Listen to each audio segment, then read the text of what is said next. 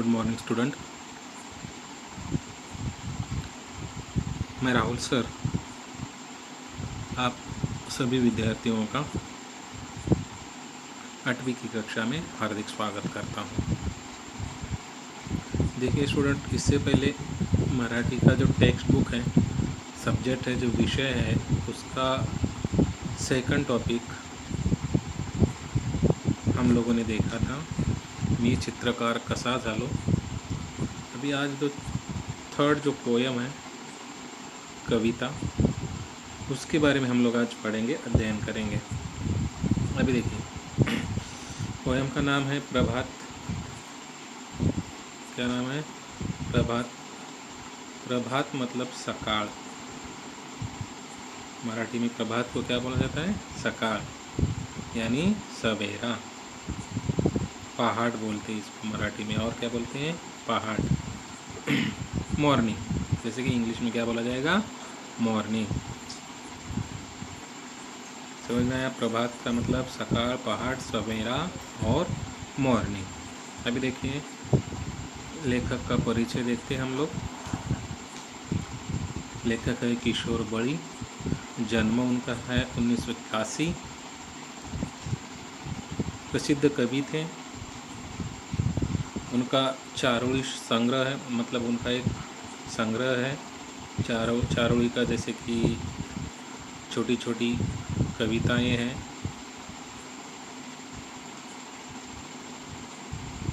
पहाटेच्या प्रतीक्षेत अक्षरांचे सूर काव्य संग्रह। उनका पहाटेच्या प्रतीक्षेत और अक्षरांचे सूर, ये नाम है काव्य संग्रह का। धुमस, वराडी स्तंभ लेखन इत्यादि लेखन प्रसिद्ध है। धुमस वराडी स्तंभ लेखन, वराडी लैंग्वेज है, वराडी भाषा है। उस वराडी भाषे में धुमस नामक का उन्होंने एक स्तंभ लेखन लिखा है। अनेक चित्रपटासाठी त्यांनी गीत लेखन केले आहे, मतलब बहुत सारे पिक्चर के लिए, मूवीज़ के लिए उन्होंने गीत लेखन भी किया है। काही मालिका चित्रपटातून अभिनय केला है। मतलब ये जो किशोर बड़ी है, जो राइटर है, इन्होंने बहुत सारे मालिकाओं में और चित्रपट में अभिनय किया। अभिनय मतलब क्या बेटा? एक्टिंग। अभिनय मतलब क्या? एक्टिंग। हास्यबळी.com या प्रबोधन पर एक पात्री कार्यक्रमास राज्यभरात सुमारे 300 प्रयोग झाले हैं। अभी देखिए, उनका एक हास्यबळी.com एक ऐसा प्रबोधनकारी पात्री, उनका एक नाटक बोलते हैं हम लोग उसको। इस नाटक का लेखक का पूरे राज्य में कम से कम 300 यानी 300 प्रयोग, मतलब 300 प्रयोग वहाँ पे लेखक ने दिखाया गया है। त्यांना तुकामने काव्य पुरस्कार, स्वर्गीय यशवंतराव दाते संस्थेचा विनोदी लेखन पुरस्कार।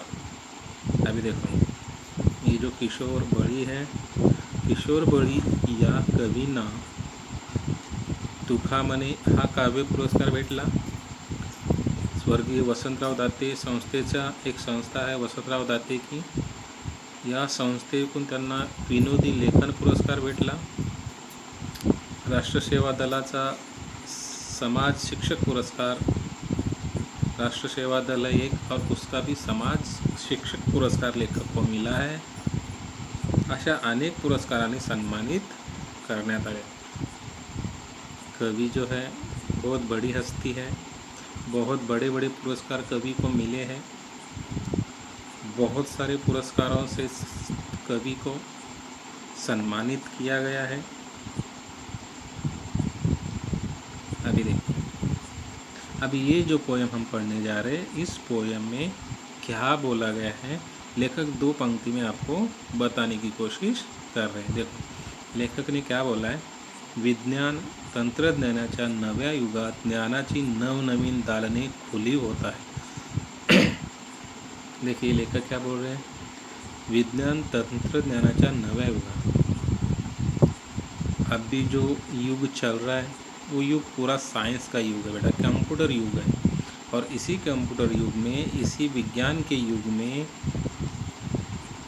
नए युग में, इस विज्ञान के नए युग में पूरे दुनिया में बहुत ही सारी नॉलेज, मतलब बहुत सारी नॉलेज ऐसी खुली पड़ी हुई है। नए नए नॉलेज, नई नई प्रैक्टिकल ऐसे आपको दिखाई देंगे। और ये जो नॉलेज है, और ये नॉलेज किसको लेना है? नव्या पिढीला, मतलब नए विचारों के, यंग जनरेशन मतलब नवतरुण लोगों को कला गुणाच्या विकासासाठी नव्या संधी मिळत आहे। मतलब इतने सारे नॉलेज है साइंस के युग में, और इसीलिए जो नए लोग हैं, यानी नई पीढ़ी है, यंग जनरेशन के जो लोग हैं, उनको ये जो नॉलेज सीखने के लिए क्या मिल रही है? संधि मिल रही है। मतलब उन सभी को उस नॉलेज को ज्ञात करने के लिए विज्ञान और तंत्रज्ञान की वजह से विकसित हुआ है। अशा आश्वासक वातावरणात भेदभाव विसरून देशाला प्रगतीपथावर नेण्याच्या नव्या वाटा शोधण्याचे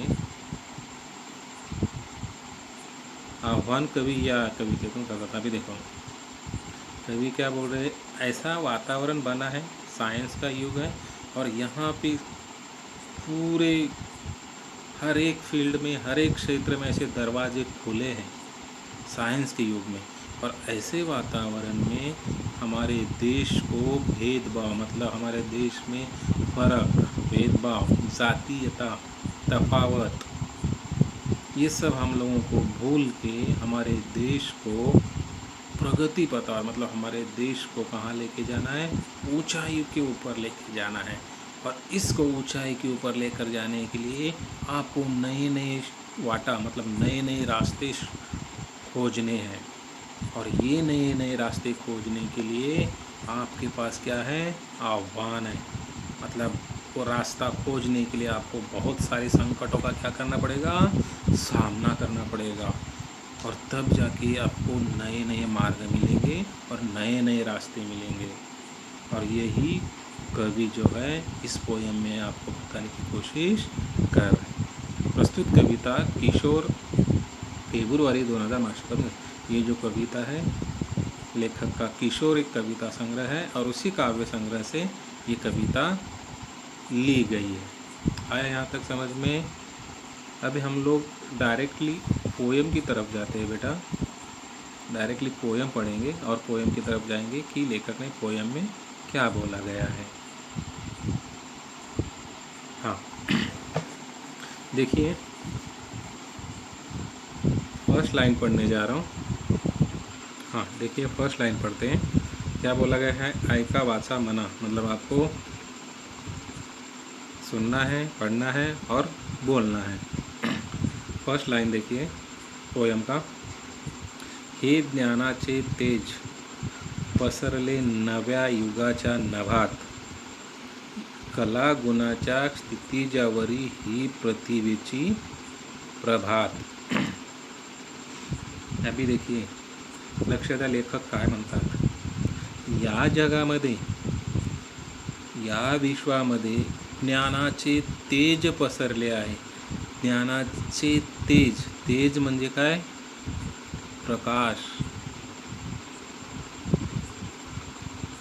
तेज म्हणजे काय? प्रकाश।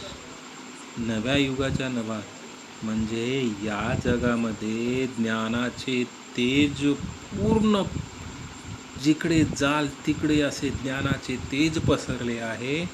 आणि या ज्ञानाच्या तेजामध्ये नव्या युगाच्या नभामध्ये बघितलं तर पूर्ण नभामध्ये, नभामध्ये म्हणजे आकाशात, नभ म्हणजे काय?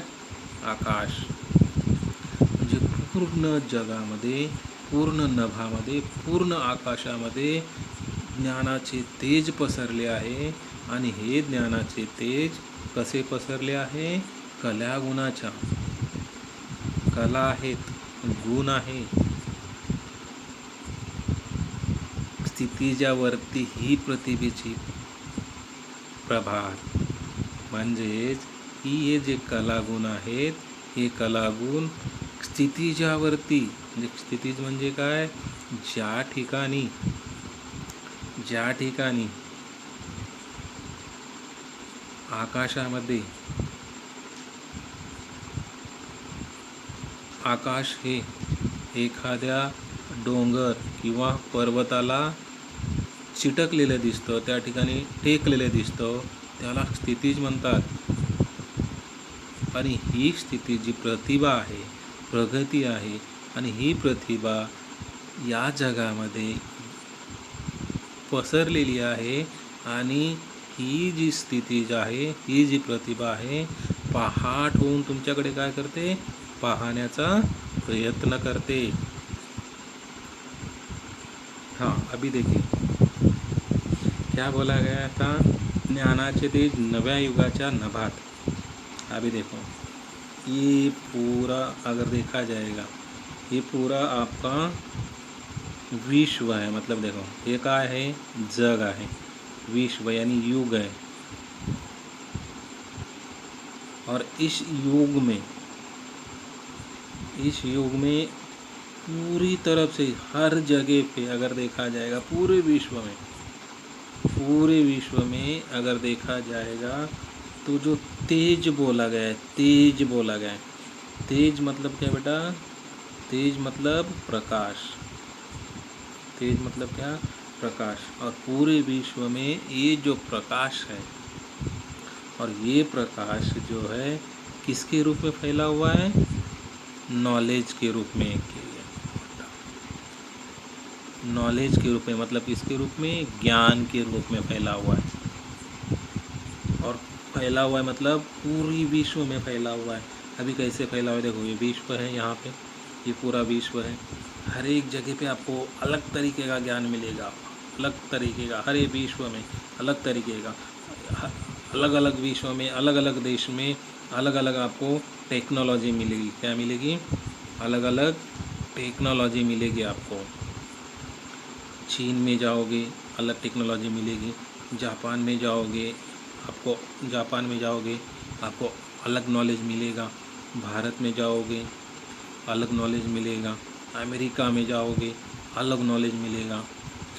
ये जो नॉलेज है बेटा, ये जो नॉलेज ओनली वन किसके थ्रू फैला हुआ है? साइंस की थ्रू फैला हुआ है. और ये साइंस के थ्रू फैला हुआ है. मतलब ये जो युग है, कौन सा युग है? विज्ञान का युग है, यानी साइंस का युग है. और इसीलिए पूरे विश्व में क्या हुआ है? ऐसा नॉलेज फैला हुआ है. और नॉलेज फैलने के बाद आपको समझो, आप यहाँ पे हो और आपको नॉलेज लेना है. और लेने के बाद आपको मतलब इन नॉलेज लेने के लिए भागना है मतलब क्या बेटा? मेहनत करना है. क्या करना है? मेहनत करना है. पढ़ाई करनी है. क्या करना है? पढ़ाई करनी है. और पढ़ाई करने के बाद अभी आप पढ़ाई कर रहे हो, तो ये पूरा विश्व है. देखिए, पूरा विश्व है. आप पढ़ाई कर रहे हो. पढ़ाई करने के बाद धीरे आप स्टेप बाय पढ़ रहे हो. और पढ़ने के बाद समझो 8वीं है, 9th है, 10th है, 12वीं है, ऐसा पढ़ रहे हो. आप जहाँ तक पढ़ोगे वहाँ तक पढ़ाई है. मतलब आपको लग रहा है कि यहाँ तक पढ़ाई ख़त्म हुआ, नहीं, और आगे पढ़ाई है. ऐसा ही स्थितिज का है. जहाँ से हम लोग खड़े होते हैं और खड़े होने के बाद दूर तक देखते हैं, तो वहाँ पे आपको आसमान ऐसे, वहाँ की पहाड़ को यानी वहाँ के पर्वत को आपको ऐसा दिखाई देता है. मतलब यहाँ पे चिपका हुआ आपको दिखाई देता है. मगर यहाँ पे जाकर देखने के बाद आगे वाले पहाड़ को चिपका हुआ आपको दिखाई देता है. ऐसा समझ में, आगे वाले पहाड़ को आपको चिपका हुआ दिखाई देता है. और पढ़ाई का भी ऐसा ही है. आप लोगों को मेहनत करनी है और आगे बढ़ना है. यहाँ तक जाने के बाद ख़त्म हो जाता है कि यहाँ तक अभी मेरा पढ़ाई ख़त्म हुआ.